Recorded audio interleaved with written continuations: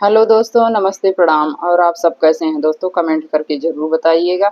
आप सभी का स्वागत है कंचन यादव 11-12 ब्लॉग्स चैनल में। दोस्तों, आप सब जाइए, सर्च कीजिए और प्यार दुलार आशीर्वाद दीजिए, सपोर्ट कीजिए। दोस्तों, चैनल पे नए आए हैं तो सब्सक्राइब कर लीजिए, बेल आइकन को प्रेस कर दीजिए ताकि मेरे वीडियो का नया नोटिफिकेशन आप सब तक दोस्तों सबसे पहले पहुंचे।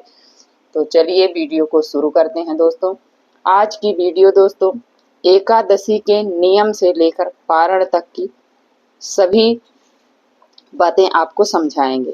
तो आप ध्यान पूर्वक सुनिएगा, वीडियो को सरका सरका के मत देखिएगा, नहीं तो आपको पूरी विधि समझ में नहीं आएगी, नियम नहीं समझ में आएगा। तो चलिए वीडियो को शुरू करते हैं। तो दोस्तों, जो ये एकादशी है अधिक मास की कमला एकादशी, ये अंतिम एकादशी है। अधिक मास की अंतिम एकादशी है। इसका नाम कमला एकादशी भी कहते हैं, परमा एकादशी भी कहते हैं। इस एकादशी का महत्व कई गुना, अनंत गुना बढ़कर पुण्य फल देता है। कहते हैं इस एकादशी को जो भी व्यक्ति करते हैं, जो भी मनुष्य करता है, उसे अश्वमेध यज्ञ के बराबर पुण्य फल की प्राप्ति होती है। इसकी मैं कथा भी आपको सुनाऊंगी दोस्तों, उसमें आप सुनना ध्यान से। इसका इतना बड़ा महत्व है। ये हमेशा एकादशी में नहीं आती है, ये 3 साल के बाद जब मलमास लगता है तभी ये एकादशी पड़ती है। तो इसके विशेष नियम भी हैं। जैसे एकादशी के नियम होते हैं दोस्तों, ठीक वैसे ही है, लेकिन आप जब नियम से करेंगे तो आपको पूरा का पूरा फल प्राप्त होगा। तो ये दोस्तों आज है दसवीं, दसवीं से इसके नियम प्रारंभ हो जाते हैं। दसवीं से लेकर एकादशी द्वादशी तक रहता है। तो आज के नियम है दोस्तों दसवीं के। आज आप बाल वगैरह धुल लीजिए, अपने घर की साफ सफाई कर लीजिए, मंदिर की साफ सफाई कर लीजिए, किचन की साफ सफाई कर लीजिए। और आज दसवीं है तो सुबह में आप चावल खा सकते हैं दोस्तों, वरना शाम से मना है। शाम से सूर्यास्त के बाद चावल नहीं खाया जाता है, इसलिए कि चावल का दाना जो होता है, अन्न, वो पेट में रहता है, तो आपको पुण्य फल की प्राप्ति नहीं होती है। वो पेट में आपको चावल का एक भी तिनका ना रहे, ये नियम होता है। तो आप आज से छोड़ दीजिए चना की दाल, मटर, मसूर, कोदो, कोई भी साग हो, साग भी नहीं खाना है। ना किसी के घर का कोई भी चीज हो, चाहे भोजन में हो चाहे कोई भी वस्तु हो, आपको नहीं खाना है। तीनों दिन वर्जित माना जाता है। लहसुन प्याज भी आज से त्याग देना है। आप ध्यान से सुनिएगा, आज से ही लहसुन प्याज नहीं बनाना है, नहीं डालना है। आपको डालना भी है तो आप जिस भोजन को करेंगे, जो भी घर में व्रत रखेगा, वो लहसुन प्याज का बना चीज नहीं खाएगा।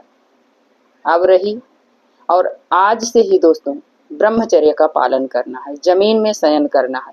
अब हम जानेंगे एकादशी के नियम। एकादशी के नियम होते हैं दोस्तों, सुबह भोर में उठिए, सूर्योदय से ठीक 1 घंटा 1.5 घंटा पहले उठिए, स्नान ध्यान कीजिए। स्नान में हो सके गंगा जल डाल लीजिए, नहीं है तो आप शुद्ध जल से भी नहा सकते हैं। नहाकर साफ शुद्ध धुला हुआ वस्त्र धारण करें।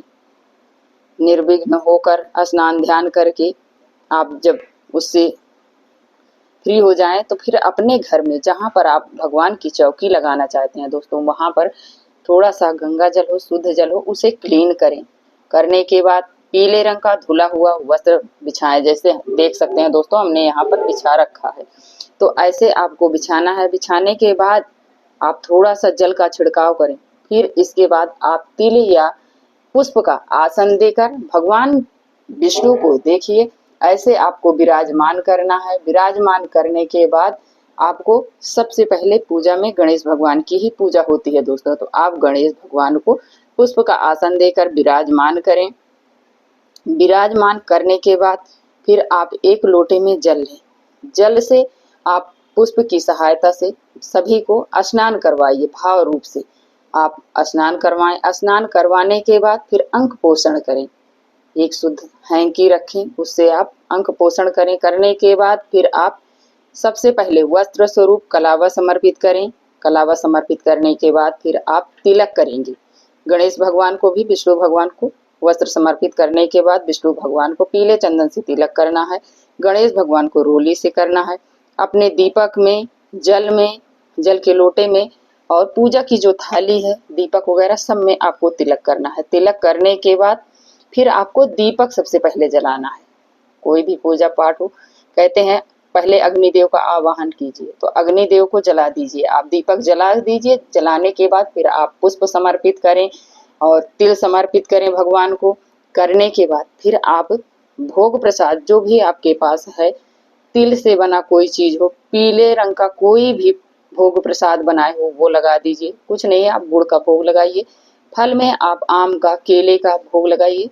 गणेश भगवान को अलग से लगता है दोस्तों, उसमें तुलसी दल नहीं पड़ता है। और विष्णु भगवान के लिए आप जो लगाएंगे उसमें तुलसी दल अनिवार्य होता है, तो भगवान के लिए तुलसी दल डालकर रखें। जल रखना बिल्कुल मत भूलें दोस्तों। फिर इसके बाद आपको धूप जलाना है। धूप जलाकर आप दिखाइए सब गणेश भगवान को, विष्णु भगवान को। फिर इसके बाद आप कपूर से आरती करें। आरती करने के बाद दोस्तों थोड़ी सी गलती हो गई, आप जब दीपक प्रज्वलित कर लें, इसके बाद हाथ में थोड़ा सा जल और पुष्प लेकर आप अपने नाम, गोत्र, स्थान और फलियार से कर रहे हैं या निराजल जो भी कर रहे हैं, उसको आप बोलकर भगवान जी के चरणों में छोड़ दें। इसलिए कि जब तक संकल्प नहीं लेते हैं हमारा कोई भी व्रत पूर्ण नहीं होता है, हमें पूरा का पूरा फल नहीं मिलता है। तो आप इसका जरूर ध्यान रखें कि हम संकल्प ले लें। फिर इसके बाद आरती करने के बाद हम हाथ जोड़कर भगवान से विनती करेंगे, क्षमा याचना करेंगे। हे प्रभु, जो भी मुझसे पूजा पाठ में कमी रह गई हो, गलती हो, त्रुटि हो, वो मुझे माफ करियो और अपनी कृपा, दया, दृष्टि सदा बनाए रखियो।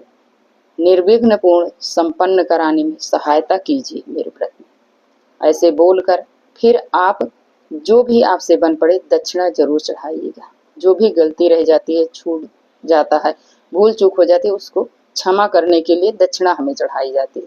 फिर इसके बाद हम थोड़ा सा जल पुष्प लेकर एकादशी माता की इस दिन कथा सुनेंगे दोस्तों। कथा सुनने से कहते हैं तुरंत हजारों गौदान का पुण्य फल प्राप्त हो जाता है। तो कथा सुनिए।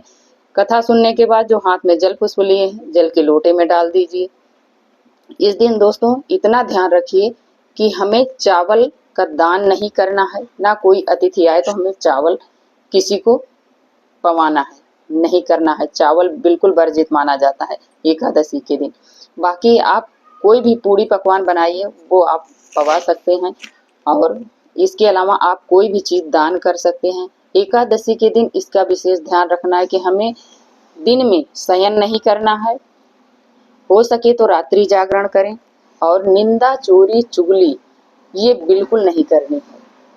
ना हमें किसी के घर का कोई भी चीज हमें ग्रहण करना है, चाहे फल फूल हो, चाहे कुछ भी हो, हमें बिल्कुल नहीं ग्रहण करना है। और इस दिन भगवान श्रीमन नारायण के नाम का जप जितना हो सके उतना करें, या नारायण कवच का पाठ करें, गीता का पाठ करें। ये सब किया जाता है एकादशी के दिन दोस्तों। एकादशी के दिन दोस्तों हमें दिन में बिल्कुल सोना वर्जित माना गया है, तो आप ध्यान रखिएगा, दिन में मत सोइएगा। और पारण के दिन दोस्तों हमें सुबह जल्दी उठना है। भोर में उठकर हमें स्नान ध्यान करके पूजा पाठ भगवान की करके फिर आपको ब्राह्मण जी के लिए आप सीधा निकालें या ब्राह्मण देवता को बुलाकर अपने घर में भोजन पवाएं। पवाने के बाद गौ माता के लिए एक रोटी और जो भी आप रसोई में बनाए हैं उसको निकाल कर गौ माता के लिए फिर आप पारण कीजिए। पारण में आपको तुलसी दल